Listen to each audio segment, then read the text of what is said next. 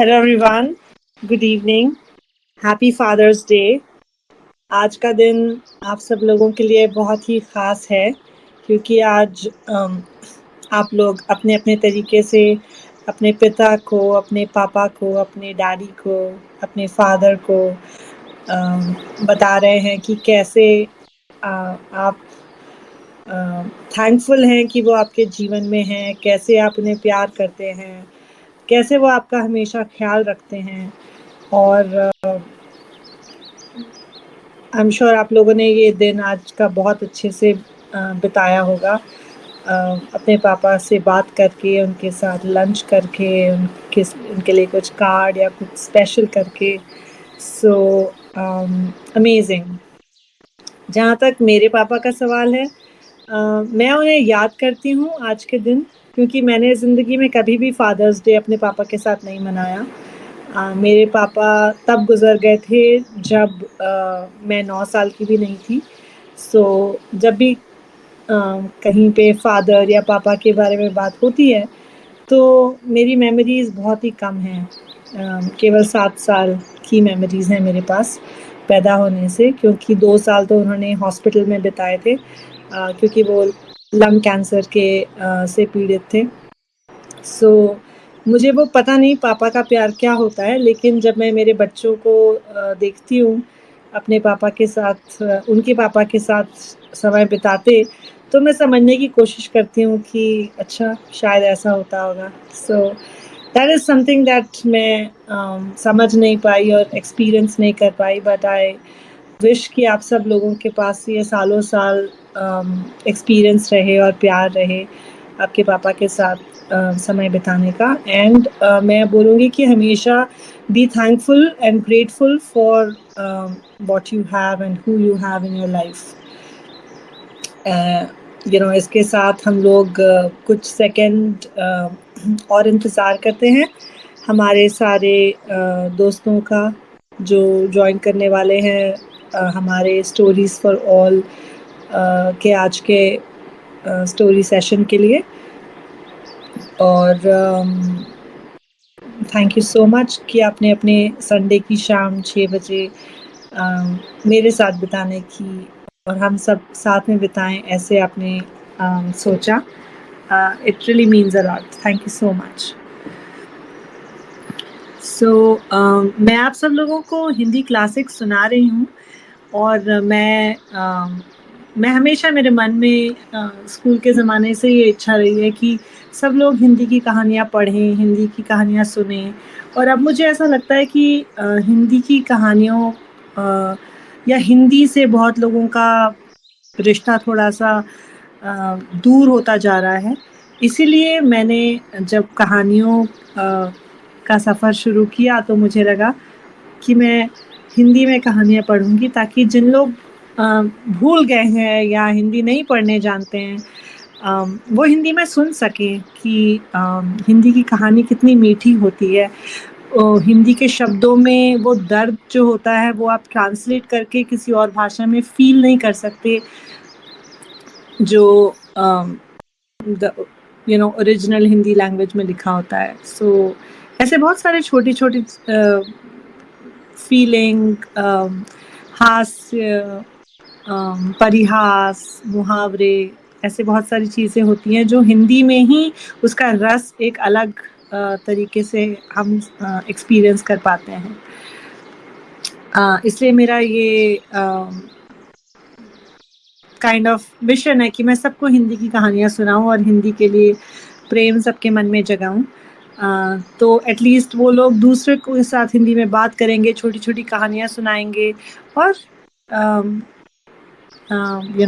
सब लोग हिंदी एटलीस्ट समझ सकेंगे, भले पढ़ ना सकें, लेकिन बात करना और समझना एक बहुत ज़रूरी पार्ट है किसी भी लैंग्वेज का। आप उससे ज़्यादा दोस्त बना सकते हैं, किसी की मुसीबत में मदद कर सकते हैं। Language is a bridge that helps you when you are lonely and don't know the place and you feel lost. So language, music, all these are the bridges that make heart to heart connections. So अब हम अपनी कहानी आज की शुरू करने के लिए तैयार हैं और मैं आज आपको मेरे बहुत ही पसंदीदा मुंशी प्रेमचंद की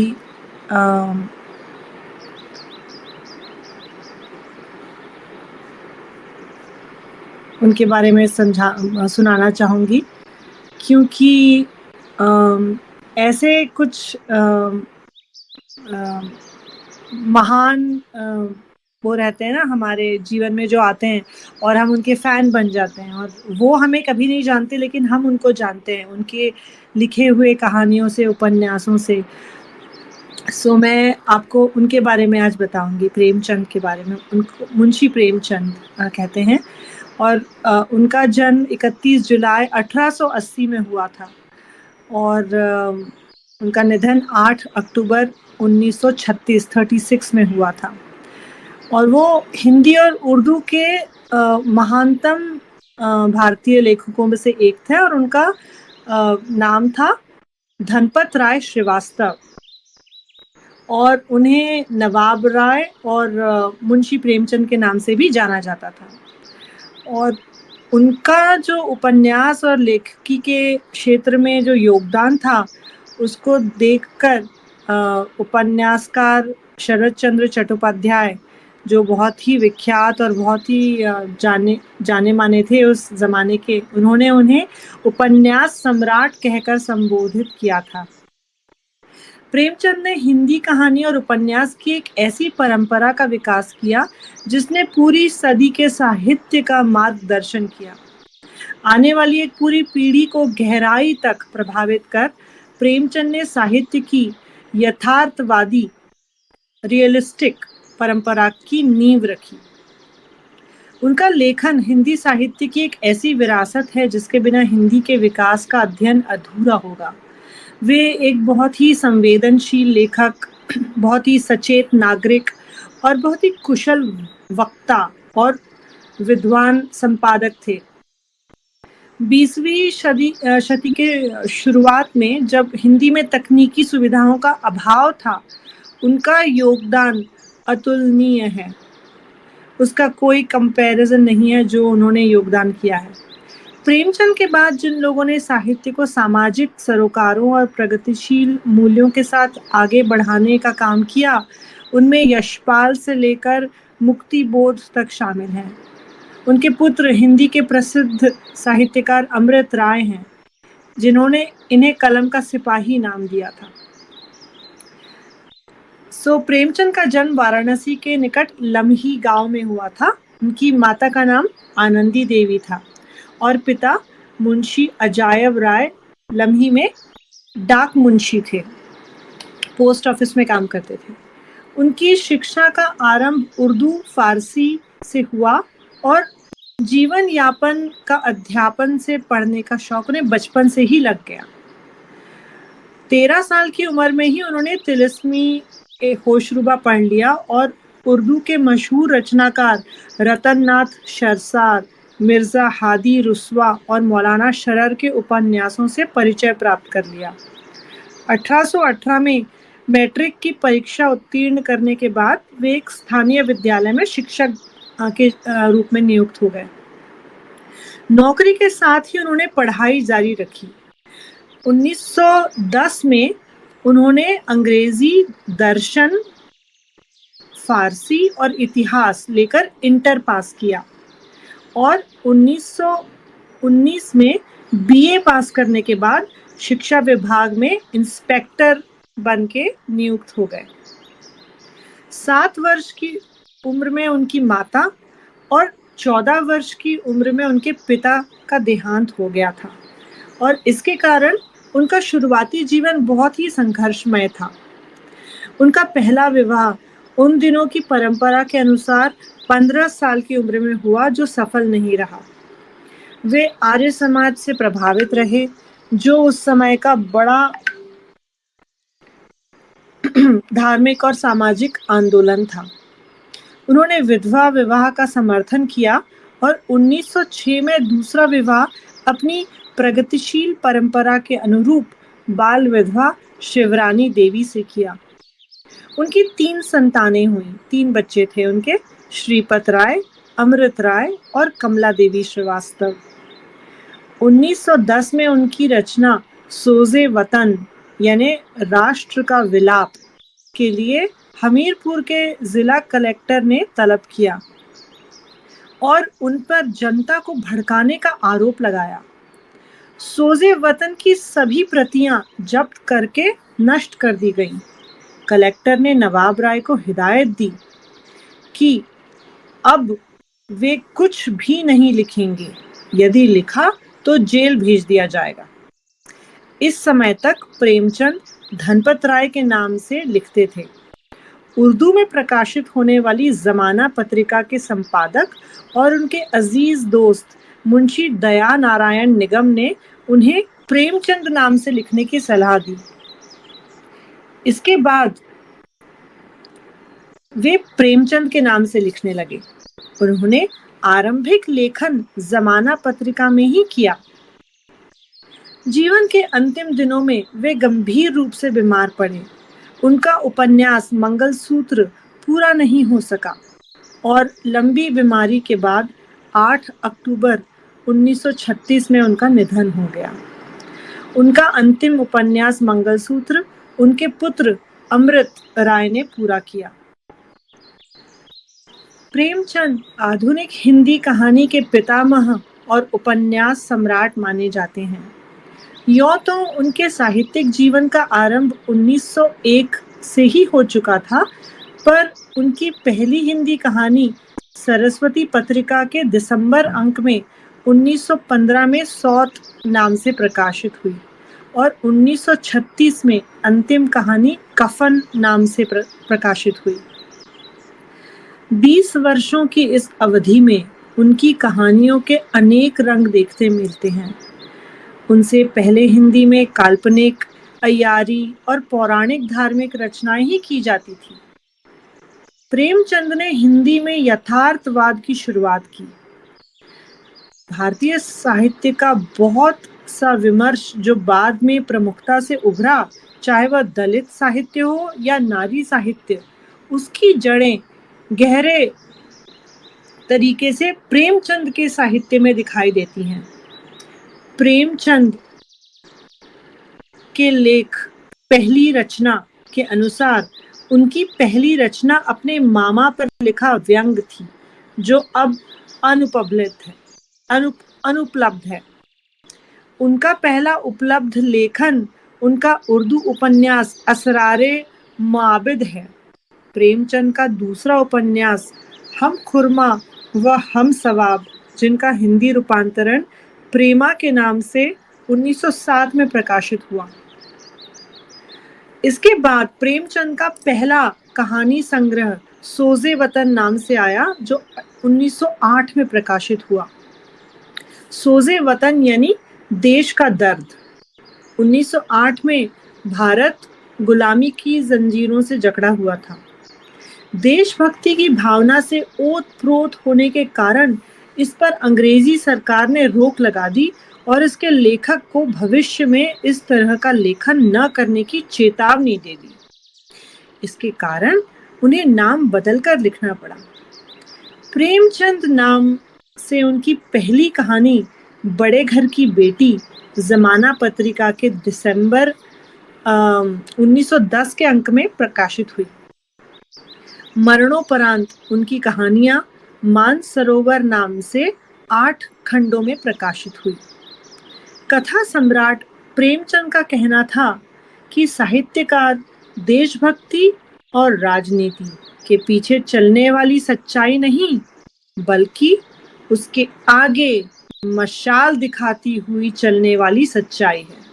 कितनी सच बात, कितनी सटीक बात कही उन्होंने। यह बात उनके साहित्य में उजागर हुई है। 1921 में उन्होंने महात्मा गांधी के आह्वान पर अपनी नौकरी छोड़ दी। कुछ महीने मर्यादा पत्रिका का संपादन भार संभाला। 6 साल तक माधुरी नामक पत्रिका का संपादन किया। 1930 में बनारस से अपना मासिक पत्र हंस शुरू किया और 1932 के आरंभ में जागरण नामक एक साप्ताहिक और निकाला। उन्होंने लखनऊ में 1936 में अखिल भारतीय प्रगतिशील लेखक संघ के सम्मेलन की अध्यक्षता भी की। वहां उन्होंने मोहन दयाराम भवनानी की अजंता सिनेटोन कंपनी में कहानी लेखक की नौकरी भी की।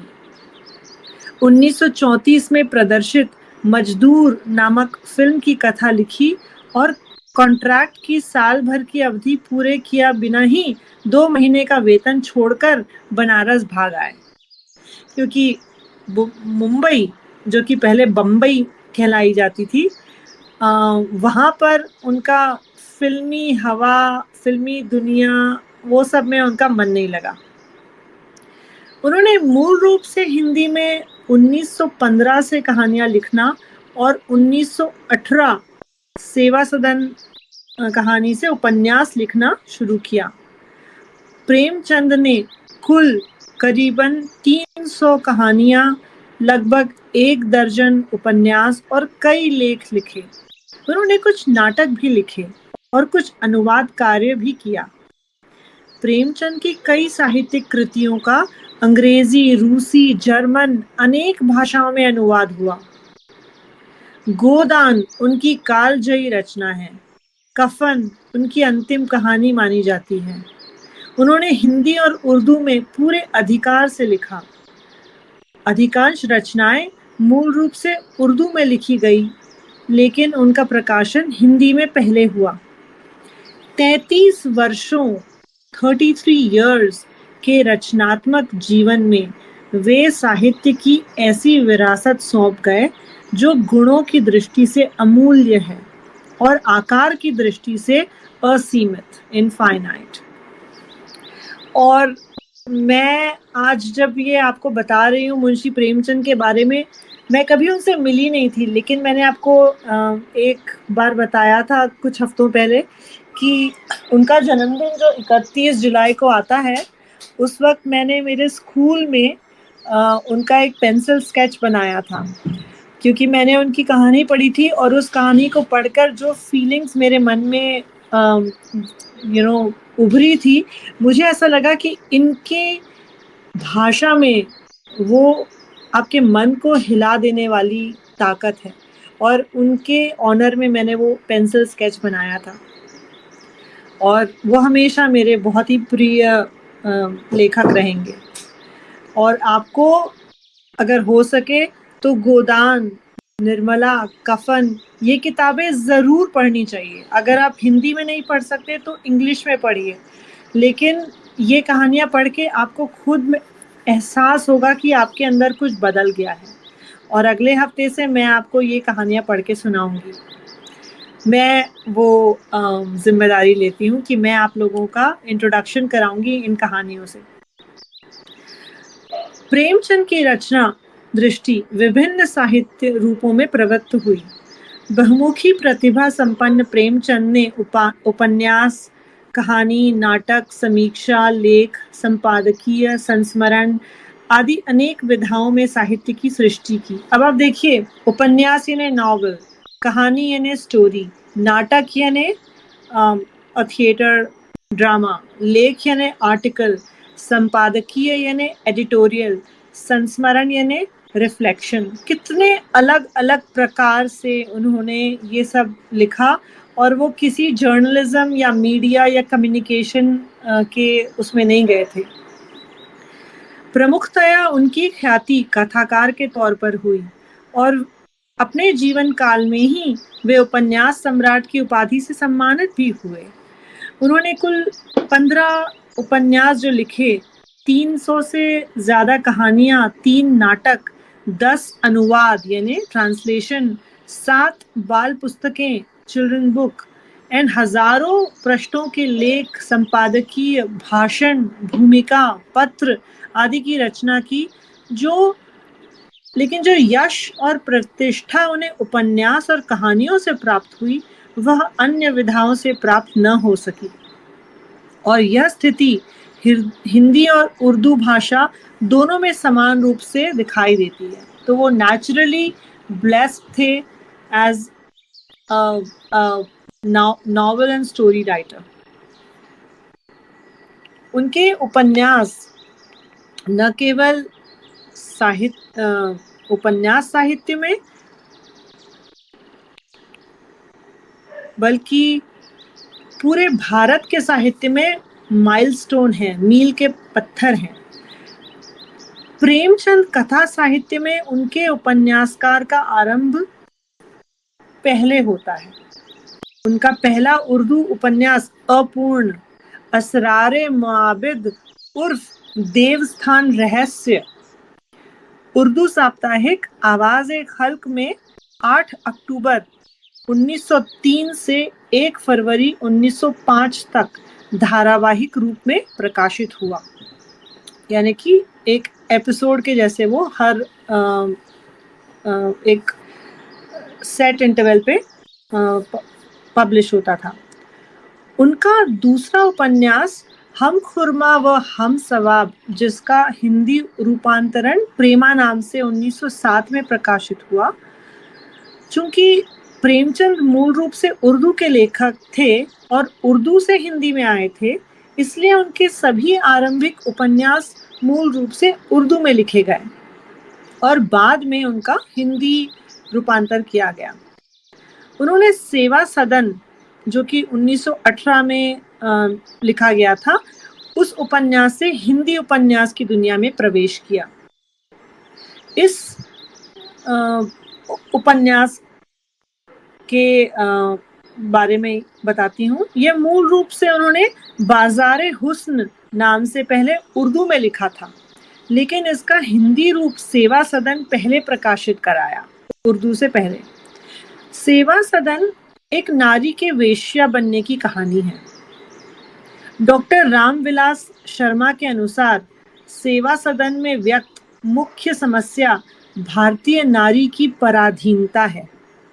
इसके बाद किसान जीवन पर उनका पहला उपन्यास प्रेमाश्रम 1921 में आया। इसका मसौदा भी पहले उर्दू में गोशाए आफियत के नाम से तैयार हुआ था, लेकिन सेवा सदन की तरह इसे भी पहले हिंदी में प्रकाशित कराया गया। प्रेमाश्रम किसान जीवन पर लिखा गया हिंदी का संभवतः पहला उपन्यास है। 1921 में किसान के जीवन पर लिखा गया पहला उपन्यास प्रेमाश्रम मुंशी प्रेमचंद ने लिखा था। आज 2022 में हम हैं, 101 साल हो गए हैं प्रेमाश्रम को लिखे हुए। इसका मतलब है कि 101 साल पहले भी हमारे किसान बहुत ही मुश्किल का जीवन काट रहे थे और आज भी वो मुश्किल का जीवन काट रहे हैं। इसके बारे में हमें गौर करना चाहिए और सोचना चाहिए कि क्यों उनकी कोई प्रगति नहीं हुई।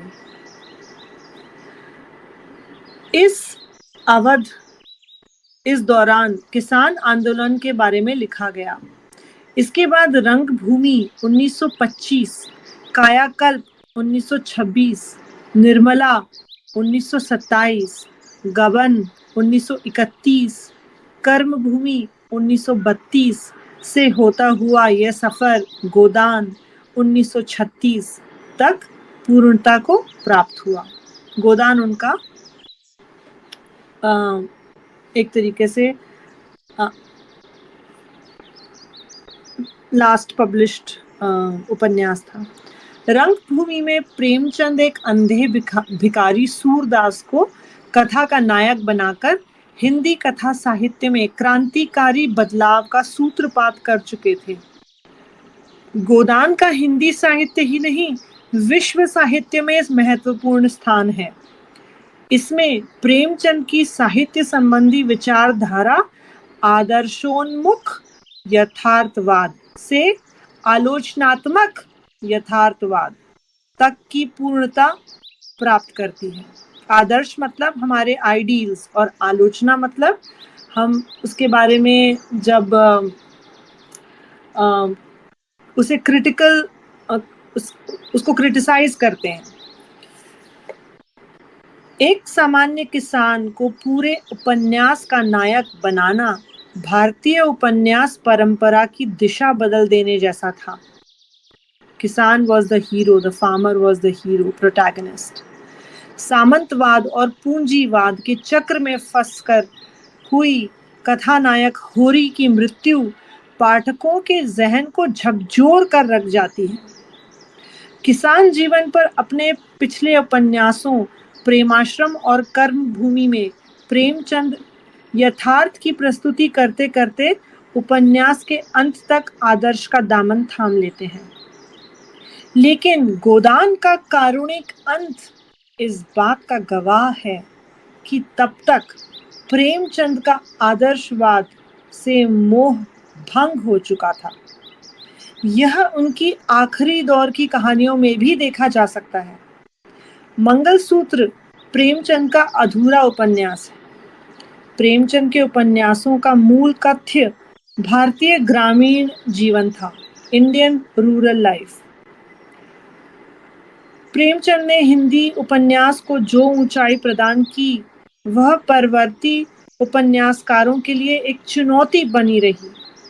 प्रेमचंद के उपन्यास भारत और दुनिया के कई भाषाओं में अनुवादित हुए, खासकर उनका सर्वाधिक चर्चित उपन्यास गोदान।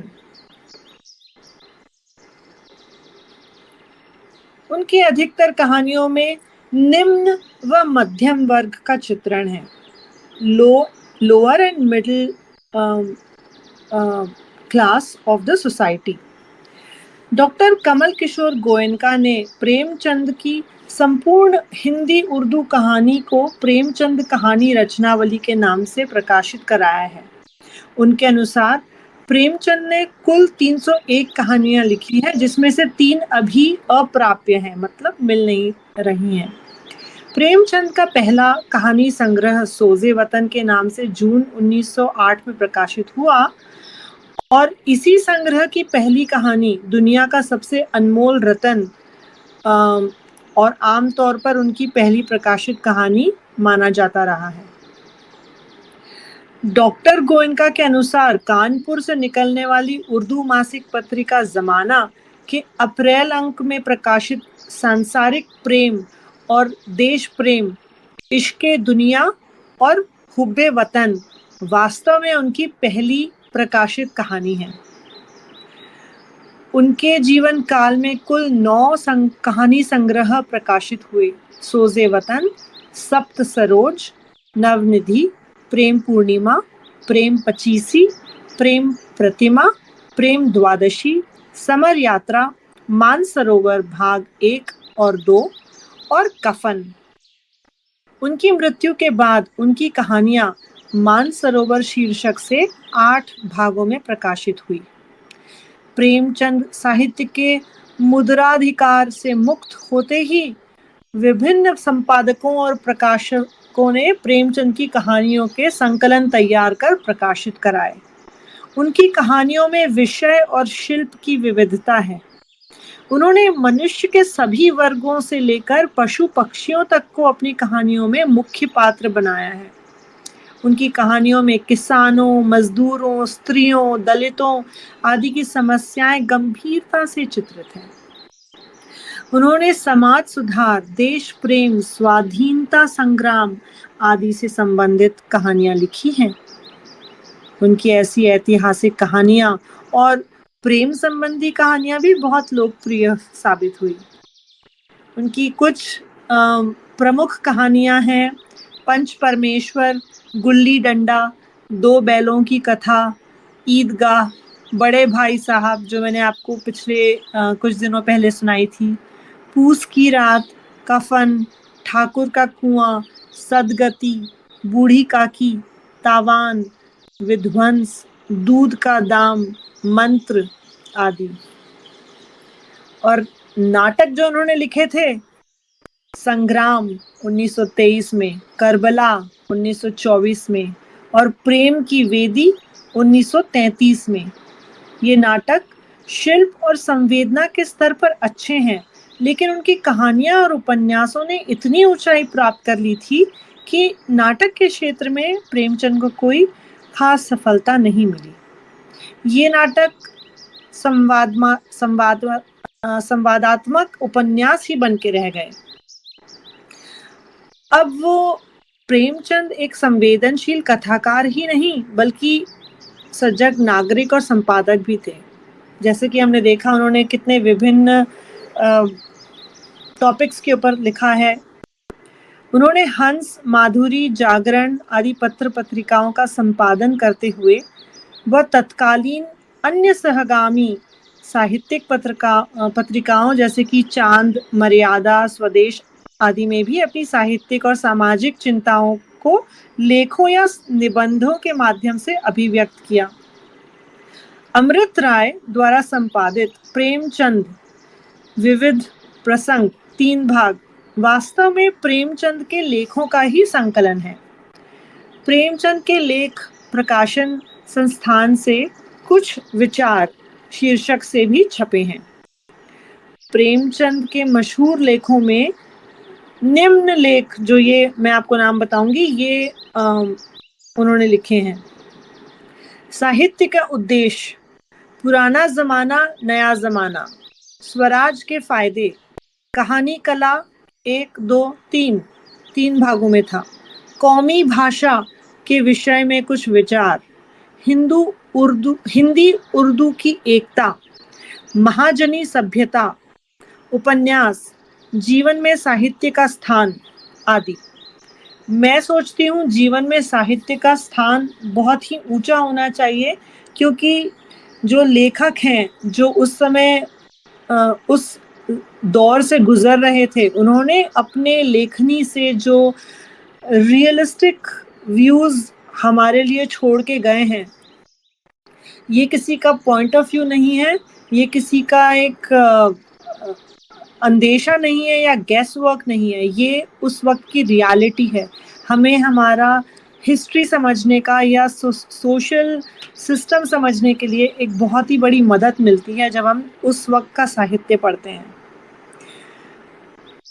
प्रेमचंद एक सफल अनुवादक भी थे। उन्होंने दूसरी भाषाओं के जिन लेखकों को पढ़ा और जिनसे भी वे प्रभावित हुए, उनकी कृतियों का अनुवाद भी किया। टॉल्स्टॉय की कहानियां 1923 में, गाल्सवर्दी के 3 नाटकों की हड़ताल 1930, चांदी की डिबिया 1931 और न्याय 1931 नाम से अनुवाद किया। आजाद कथा उर्दू से, पिता के पत्र पुत्री के नाम अंग्रेजी से, जो जवाहरलाल नेहरू ने लिखी थी इंदिरा गांधी के लिए, उनके द्वारा रतन नाथ सरशार के उर्दू उपन्यास फसाने आजाद का हिंदी अनुवाद आजाद कथा बहुत मशहूर हुआ था। उन्होंने बाल साहित्य भी लिखा था।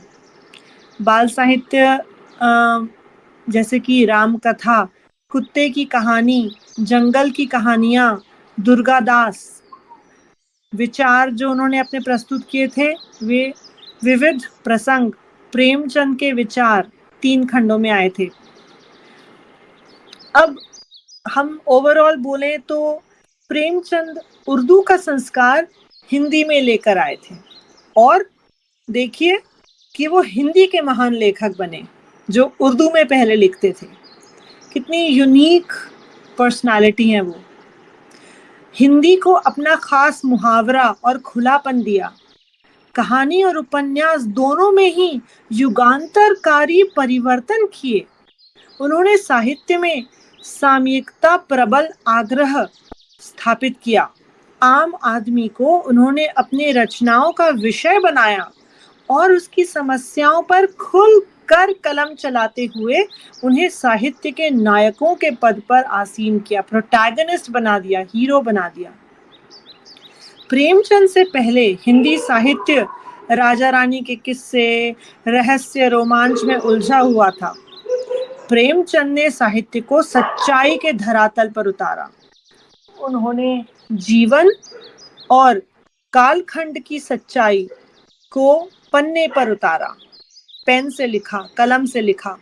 वे सांप्रदायिकता, भ्रष्टाचार, जमींदारी, कर्जखोरी, गरीबी, उपनिवेशवाद पर आजीवन लिखते रहे। प्रेमचंद की ज्यादातर रचनाएं उनकी ही गरीबी और दैन्यता की कहानी कहती है। ये भी गलत नहीं है कि वे आम भारतीय के रचनाकार थे। उनकी रचनाओं में वे नायक हुए जिसे भारतीय समाज अछूत और घृणित समझता था, नीचा समझता था। उन्होंने सरल, सहज, आम बोलचाल की भाषा का उपयोग किया और अपने प्रगतिशील विचारों को दृढ़ता से तर्क देते हुए समाज के सामने प्रस्तुत किया। 1936 में प्रगतिशील लेखक संघ के पहले सम्मेलन की अध्यक्षता करते हुए उन्होंने कहा कि लेखक स्वभाव से प्रगतिशील होता है और जो ऐसा नहीं है वह लेखक नहीं है। कितनी पावरफुल बात है। प्रेमचंद हिंदी साहित्य के युग प्रवर्तक हैं। उन्होंने हिंदी कहानी में आदर्शोन्मुख यथार्थवाद की एक नई परंपरा शुरू की है और हमें वो समझना ही होगा, उनकी कहानियां पढ़कर और उन कहानियों को अप्लाई कर कर उससे लेसन सीख कर कि कैसे वो जमाना, क्या वो आज भी है, क्या हम उसे बेहतर नहीं कर सकते। अब काफी सारे उनके जीवन संबंधी विवाद भी हुए। इतने महान रचनाकार होने के बावजूद प्रेमचंद का जीवन आरोपों से मुक्त नहीं है।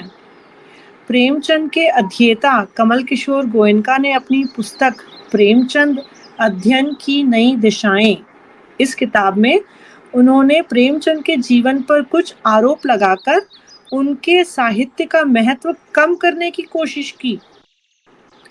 प्रेमचंद पर लगे मुख्य आरोप ये हैं: उन्होंने अपनी पहली पत्नी को बिना वजह छोड़ा और दूसरे विवाह के बाद भी उनके किसी अन्य महिला से संबंध रहे, जैसा कि शिवरानी देवी ने प्रेमचंद घर में भी उद्वत किया है। प्रेमचंद ने जागरण विवाद में विनोद शंकर व्यास के साथ धोखा किया। प्रेमचंद ने अपनी प्रेस के वरिष्ठ कर्मचारी प्रवासीलाल वर्मा के साथ धोखाधड़ी की। प्रेमचंद की प्रेस में मजदूरों ने हड़ताल की। प्रेमचंद ने अपनी बेटी के बीमार होने पर झाड़ फूंक का सहारा लिया, इत्यादि। कमल किशोर गोयनका द्वारा लगाए गए ये आरोप प्रेमचंद के जीवन का एक पक्ष जरूर हमारे सामने लाते हैं, जिसमें उनकी इंसानी कमजोरियां जाहिर होती हैं, लेकिन उनके व्यापक साहित्य के मूल्यांकन पर इन आरोपों का कोई असर नहीं पड़ पाया है और पड़ना भी नहीं चाहिए। प्रेमचंद को लोग आज उनकी काबिलियत की वजह से जानते हैं, जो विवादों को बहुत कम जगह देती है। प्रेमचंद को प्रायः मुंशी प्रेमचंद के नाम से जाना जाता है। अब आप सोचेंगे कि प्रेमचंद के नाम के साथ मुंशी शब्द कब जुड़ गया और कैसे जुड़ गया। इस विषय में अधिकांश लोग यही मान लेते हैं कि प्रारंभ में प्रेमचंद अध्यापक रहे। अध्यापकों को प्रायः उस जमाने में मुंशी जी कहा जाता था। इसके अतिरिक्त कायस्थ समाज में नाम के पहले सम्मान स्वरूप मुंशी शब्द लगाने की भी परंपरा रही है। संभवतः प्रेमचंद जी के नाम के साथ मुंशी शब्द जुड़कर रूढ़ हो गया। प्रोफेसर सुखदेव सिंह के अनुसार प्रेमचंद जी ने अपने नाम के आगे मुंशी शब्द का प्रयोग स्वयं कभी नहीं किया। उनका यह भी मानना है कि मुंशी शब्द सम्मान सूचक है, जिसे प्रेमचंद के प्रशंसकों ने कभी लगा दिया होगा। ये तथ्य अनुमान पर आधारित है। ये उनका सिर्फ एक उन्होंने सोचा है या गैस किया है या अनुमान लगाया है। लेकिन प्रेमचंद के नाम के साथ मुंशी विशेषण जुड़ने का प्रामाणिक कारण ये है कि हंस नामक पत्र प्रेमचंद एवं कन्हैयालाल मुंशी के सह संपादन में निकलता था, जिसकी कुछ प्रतियों पर कन्हैयालाल मुंशी का पूरा नाम न छपकर मात्र मुंशी छपा रहता था और साथ ही प्रेमचंद का नाम प्रेमचंद छपा होता था। हंस की प्रतियों पर ये अभी भी देखा जा सकता है। संपादक, उसके नीचे लिखा है मुंशी कॉमा प्रेमचंद। हंस के संपादक प्रेमचंद और कन्हैयालाल मुंशी थे, परंतु कालांतर में पाठकों ने मुंशी और प्रेमचंद दोनों को एक ही समझ लिया और प्रेमचंद बन गए मुंशी प्रेमचंद। यह स्वाभाविक भी है। सामान्य पाठक प्रायः लेखकों की कृतियों को पढ़ता है, नाम की सूक्ष्मता को नहीं देखा करते। आज प्रेमचंद का मुंशी अलंकरण इतना रूढ़ हो गया है, मतलब इतना जुड़ गया है कि मात्र मुंशी नाम से ही प्रेमचंद का बोध हो जाता है, कि कोई समझ जाता है अच्छा मुंशी प्रेमचंद, एक ही लगते हैं वो दोनों, और मुंशी ना कहने पर प्रेमचंद का नाम अधूरा सा लगने लगता है।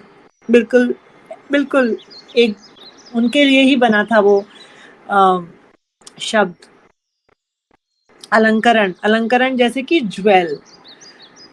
प्रेमचंद ने अपनी कला के शिखर पर पहुंचने के लिए अनेक प्रयोग किए। जिस युग में प्रेमचंद ने कलम उठाई थी, उस समय उनके पीछे ऐसी कोई ठोस विरासत नहीं थी और न ही विचार और प्रगतिशीलता का कोई मॉडल उनके सामने था।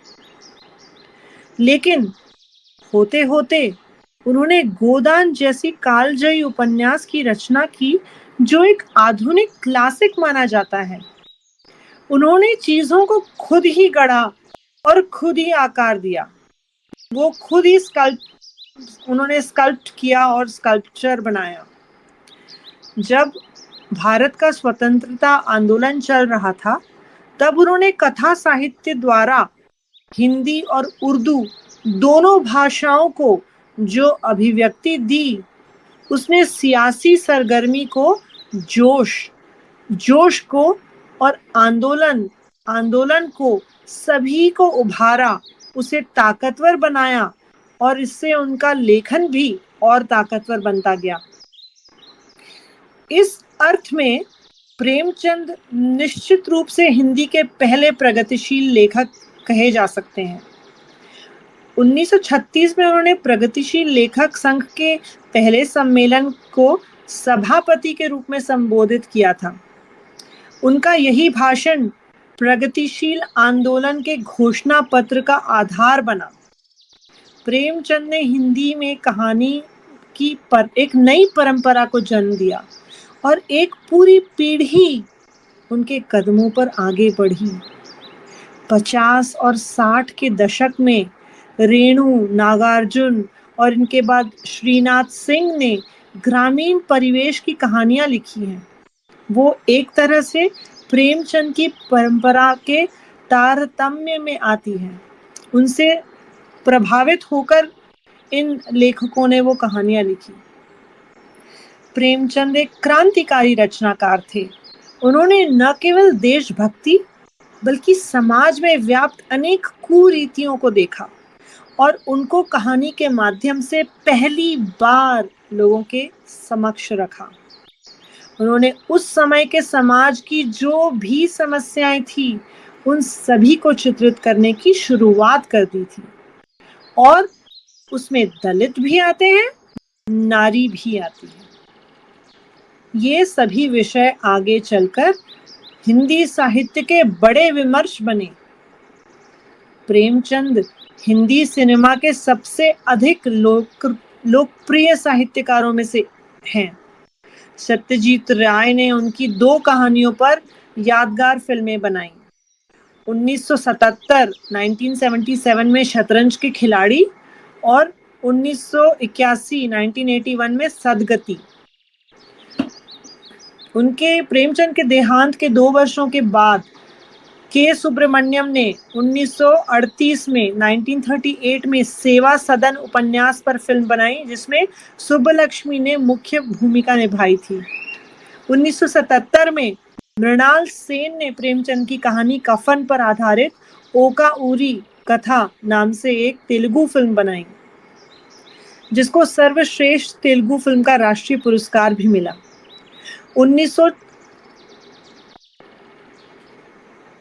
1963 में और 1966 में गबन उपन्यास पर लोकप्रिय फिल्में बनी। 1980 में उनके उपन्यास पर आधारित टीवी धारावाहिक निर्मला भी बहुत लोकप्रिय हुआ।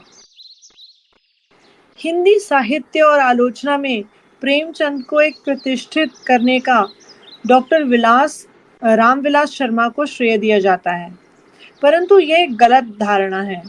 दरअसल एक कहानीकार और उपन्यासकार के रूप में प्रेमचंद की लोकप्रियता उनके जीवन काल में ही इतनी ज्यादा थी कि उन्हें उपन्यास सम्राट कहा जाने लगा था। प्रेमचंद को स्थापित करने वाले उनके पाठक थे। पाठक यानी रीडर्स, उनके पाठक थे, आलोचक नहीं। आलोचक यानी क्रिटिक। प्रेमचंद के पत्रों को सहेजने का काम अमृत राय और मदन गोपाल ने किया। प्रेमचंद पर हुए नए अध्ययनों में कमल किशोर गोयनका और डॉक्टर धर्मवीर का नाम उल्लेखनीय है।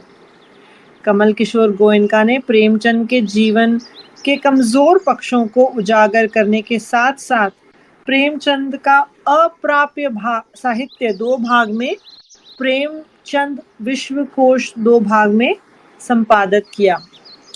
और डॉक्टर धर्मवीर ने दलित दृष्टि से प्रेमचंद साहित्य का मूल्यांकन करते हुए प्रेमचंद सामंत का मुंशी और प्रेमचंद की नीली आंखें नाम से पुस्तकें लिखी हैं।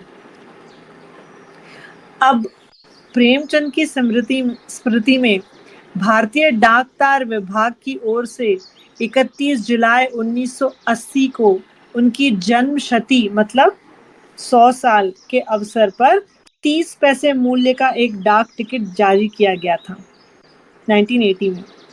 गोरखपुर के जिस स्कूल में वे शिक्षक थे, वहां प्रेमचंद साहित्य संस्थान की स्थापना की गई।